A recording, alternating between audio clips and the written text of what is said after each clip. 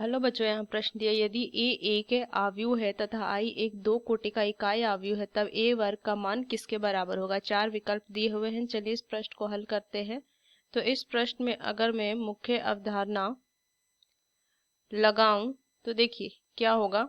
अगर मुझे आई जो है दो कोटि का इकाई आव्यूह दिया हुआ है तो ये क्या हो जाएगा, दो कोटि का इकाई आव्यूह जिसके विकर्णीय अवयव एक एक होंगे और बाकी अवयव जीरो जीरो होंगे। उस तरीके से अगर मैं ए का वर्ग देखूं तो इसको मैं क्या लिख सकती हूँ, ए गुना ए लिख सकती हूँ। तो चलिए बस इसको हल करते हैं। तो चलिए इस प्रश्न को हल करते हैं।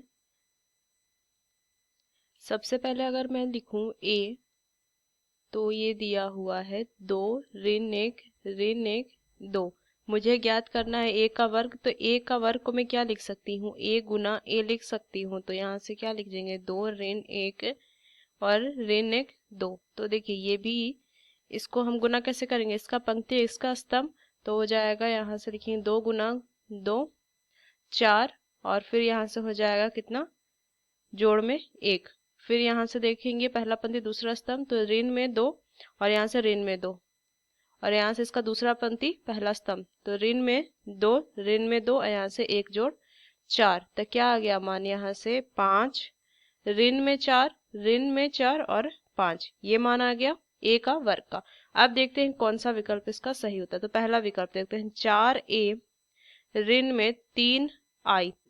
तो ये क्या हो जाएगा, चार गुना ए तो आठ, ऋण में चार आठ, ऋण में तीन आई तो तीन जीरो जीरो तीन, ये कर देंगे। तो चलिए बस घटाएंगे, दो बाई दो का दोनों आव्यूह है, इसको घटा सकते हैं सीधा सीधी। तो ये पांच आ जाएगा, ऋण में चार और ये पांच। तो देखिए ये दोनों बराबर है, मतलब चार ए ऋण आई जो होगा, ऋण तीन आई जो होगा, ये ए के वर्ग के बराबर होगा। तो यहाँ से पहला विकल्प इसका सही उत्तर है। तो इस मुख्य अवधारणा का इस्तेमाल करके मैंने इस प्रश्न को हल किया। आशा करते हैं प्रश्न आपको समझ में आया। धन्यवाद।